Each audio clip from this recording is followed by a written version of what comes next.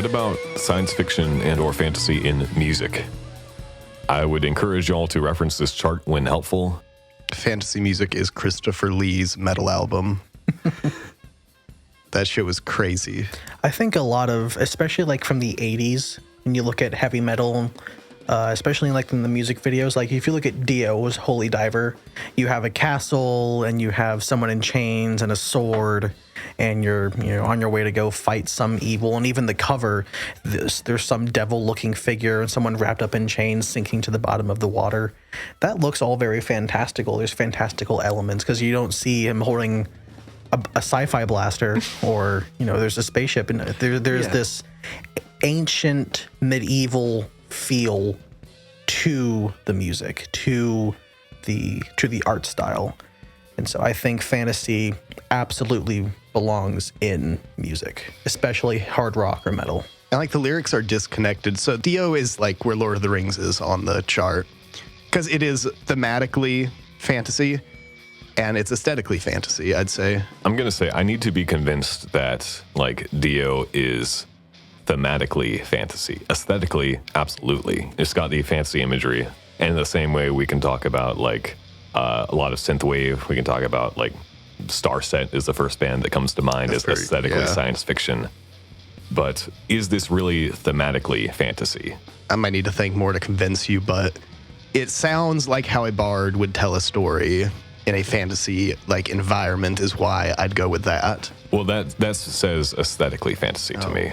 Like the vibe of how a bard would tell it, and again, the kinds of images you would find in fantasy. Well, for one, like how would we define thematically or narratively, as the graph says, how do we define narratively fantasy? You guys know Rush, right? Yeah. Mm-hmm. So 2112, that album, the like 8 to 12 minute long space epic song they have like the very beginning. There's all these weird synth sci-fi noises at the beginning, followed with the drums and the guitar and everything. But then you get into the lyrics and it's all very thematically sci-fi. We are the priests of the temple of Zering. Our great computers fill our hallowed halls. There's fantasy elements as well. The priests of some futuristic temple, but we have so many computers. We're so knowledgeable that they fill the halls of our temple. And the main character finds a guitar somehow, and they'll add elements of like nature into the song, so you hear like strings vibrating randomly. That's supposed to be like the sound of water hitting the guitar strings as the main character finds it. And then he starts playing the guitar and he realizes, I can make music. I can do so many things with this new thing I found, and I want to go share it with everyone. And then he goes back to the priest and tells him, look at what I found. And they completely dismiss him. Like, you should stay where you are. You have your lot in life. Don't be meddling in matters you don't understand. And at the end of the song, you hear like this big alarm blast that says like, all planets of the Solar Federation, we have assumed control. That is very sci-fi right there. If you have not heard it, look up 2112 by Rush. That sounds fun.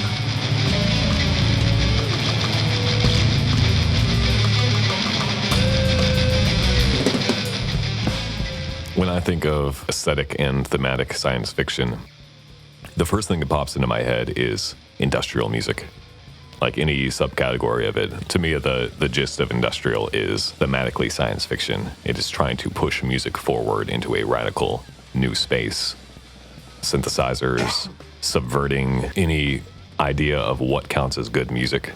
Like Throbbing Gristle, they explicitly started out with a question of, what if pop music, but there's no drums, the guitars sound bad. They're just like inserting new possible ideas for what counts as good music.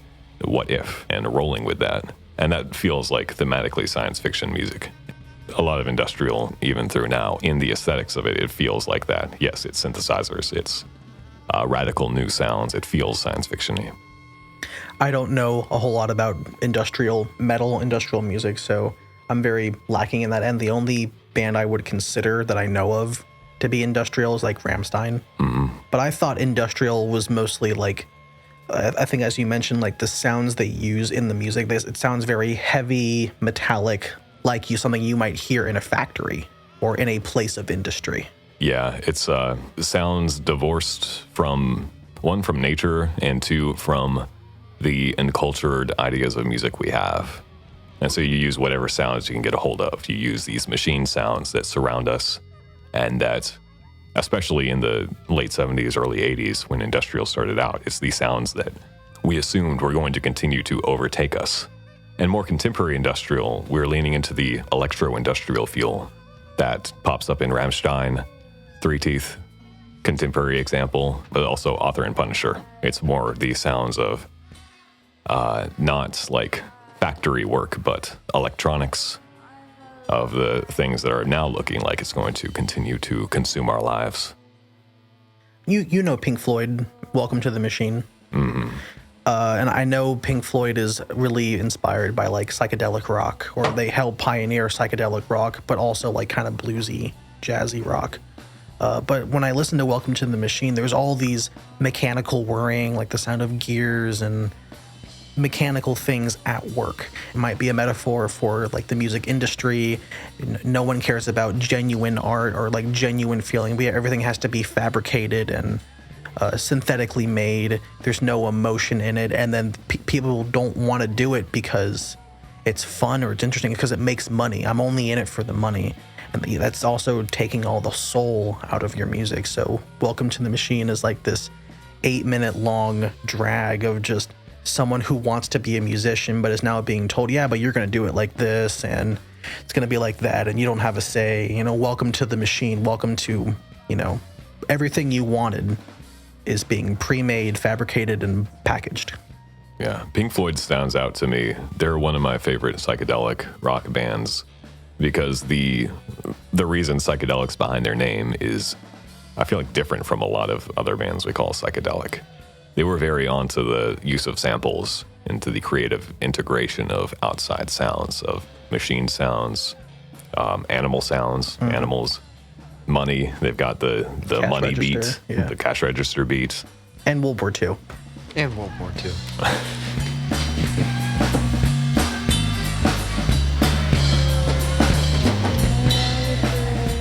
One band that is aesthetically and narratively alt history, Zealand Ardor. Oh, Zealand Ardor. Yeah. I do not know them. Zealand Ardor is my favorite contemporary metal band. You should definitely listen to them. What's it called? Zeal and Ardor. Zeal and Ardor. The influence on Impulse Machine will be very evident.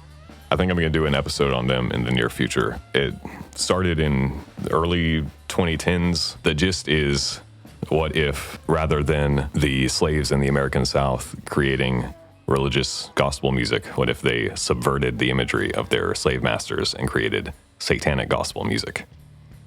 That's horrifying. It's really good. But yeah, that is like very overtly alternative history music, and it plays out thematically in the sound of it, because it's like, yeah, gospel tunes, but it's like appropriating the sounds of black metal. It's got blast beats, gang vocals, claps, chain gang percussion, but singing about Good God is a dead one. Yeah. Good God is the one that brings the fire. So where would you put that on the graph, sci-fi and fantasy? I would call that alternative history. It kind of bleeds into sci-fi. Yeah, I think that would go sci-fi route, because there's not like any whimsicalness. That's sort of a different direction on here, I feel like. It's the question of, is steampunk fantasy or science fiction? Okay. I think steampunk's sci-fi, because there's no magic. It's aesthetically history and science fiction, narratively fantasy. Is Man in the High Castle science fiction or fantasy? I would probably predominantly sci-fi, but there is an element or two of fantasy, like being able to peer into this other universe where, like, we're living in the wrong world. Unless there's magic, I'm calling it sci-fi. Well, a lot of sci-fi has magic. Mass Effect. That is true, but Star Trek has plenty of magic. Yeah. name me some fantasy that doesn't have magic. That's a good question. That's a really good point. Because magic is such a staple Yeah. of fantasy. Now, here's a writing prompt. Write a fantasy story with no magic. Writes the most boring story ever. But yeah, that actually would be wild. I don't know enough about Game of Thrones. And there's magic. There's dragons. There's Do dragons count as magic? If you can come up with a biological justification for an animal to fly and breathe fire, are dragons magic? Well, I don't think they would be able to fly Temporary. to begin with. Huh? A Temporary. dragon. That's not a real thing. Yeah, it is. Tupperware There's isn't a no real magic thing. system in Temeraire. there's no other fantasy element aside from dragons. So it's essentially alternate historical fiction, but we have Yeah. dragons. There's no magic system. There's no basis. I mean, that's like what medieval history. It's the fantasy without the magic. Well, and so that's also where I'd go to. How do I explain it? Because like aliens, I don't think are the same as dragons necessarily. Like if there's a creature that doesn't exist on Earth right now that's in a story, then that's also not in reality. Like sci-fi is just to me a continuation of technological things or different technology than we currently have. Because that's a scientific change, not a universal change. Yeah, granted, a lot of science fiction relies on, again, the one big lie genre of science fiction. We encounter one thing that's magic. Yeah. But we've encountered things that are magic plenty of times in human history. Electricity, Volcanoes. Fire. gunpowder, fire, language. Plague. Anime. Chemistry. For whatever reason, when I mix these two compounds, I get a completely new thing. Again, the one thing that trips me the hell out of why I'm convinced we do actually have magic, it's just we don't call it magic, we call it science, is the fact that they cool off the new space telescope that they just put up, not just put up, like a few years ago put up, but like the massive one. They cool it off using sound waves. It has a chamber that makes sound waves in a certain frequency that it isolates, like separates the warm and cold air. And then they funnel the warm air out of the ship and they funnel the cool air to cool the ship down. You're literally using wiggly air to make hot and cold go different places and then pushing that to cool off a telescope. It's like, what the fuck? Explain that to someone thing. from 1200 AD. Yeah. They're not going to understand that. I use wiggly air, man. Trust me. I'm Okay. not a wizard. I'm a scientist. Yeah. Part of the reason Dune is so amazing. We love Dune in This this is just house. an ad for I Dune. love Dune. This is an ad for Dune. Go watch the Hey, Dune movies, Watch please. the Dune I movies. beg you. Watch the Denis Villeneuve ones. Watch the David Lynch film. The It's one from great. 1980. It is incredible. My only gripe with that one is the voiceover narration. Yeah. Like every character has their internal monologue broadcast. I don't like that trope. The first book specifically is about sound. Is about sound as a force of power, as a tool of manipulation. The most obvious ones, I mean, the voice, The little thumper things. the thumpers, yeah, the physics of the desert, because they treat the desert like fluid, vibration. The great part about the new Dune films, it's got the scene where the sandworm's coming and the rhythm of the sandworm causes the sand to shift into a certain pattern. Interesting thing from the David Lynch film that I thought was a fascinating extrapolation of the book was, in the book and in the recent films, the weirding way is just the Bene Gesserit's like body training. You have complete body awareness and crazy combat abilities. But in the David Lynch film, the weirding way is actually a sound weapon. It's a way to direct energy using a sound to vibrate whatever you're pointing at and like destroy it. That's really cool. I think even like in Lord of the Rings, there's this idea that the voice is powerful. Like the one ring always tempting you, go put on the ring, do what I'm telling you to do, and you'll have whatever you want. So I'm trying to convince you and tempt you to do all these things. Saruman is so powerful, he can cast spells from miles away and make the ice storm or like the blizzard happen on the mountain.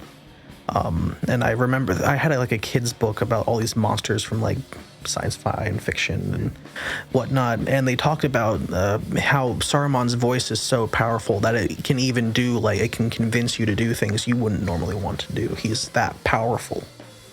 There is something about voice that people want to believe. People are so connected to because that's how you communicate. Yeah, you can do sign language, you can use body language, but speaking is the easiest, probably one of the most versatile ways that you can communicate with someone. Which is interesting because language is only 10% of how we communicate, but it influences almost all of our decisions. Like 90% of communicating from human to human is body language. Yeah, or nonverbal elements of language, tone of voice. Again, this is the difference between the novel depictions of the Bene Gesserit voice and the film depictions. In the films, it's always like they say something and the sound design, it gives it a whole lot of sub and reverb. And it's like, this is a powerful word. But in the books, it makes it clear this is not magic. They just are hyper attuned to how evolution has trained us to attend to the human voice and how 20,000 more years of evolution allows this group of people to hijack that attunement to the human voice and manipulate people using sound in that way. We've gone, 2.5 centuries since the discipline of rhetoric started being developed by the pre-Socratics in ancient Greece. And think about then versus now, our understanding of propaganda, advertisements, subconscious manipulation. Multiply that by 10, and how much farther will we have come in the ability to get people to do what we want by subtle manipulations of how we say things. Mm-hmm. You and your loved ones are not immune to propaganda. You've already been influenced. It's in the water. I don't want them putting chemicals in the water that turn the freaking frogs gay. I'm not a frog, so they don't affect me. I'm not a frog.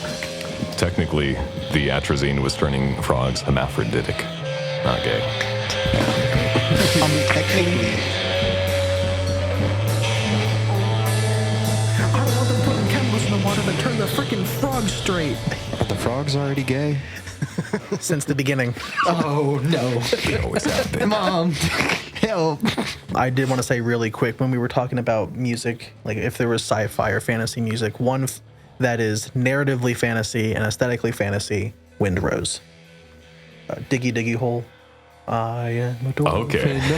Digging a hole. A lot of the music is just kind of stuff from Lord of the Rings, but Lord of the Rings is narratively and aesthetically fantasy. Windrose is music about Lord of the Rings, so by definition, it is narratively and aesthetically fantasy. What about Dragon Force?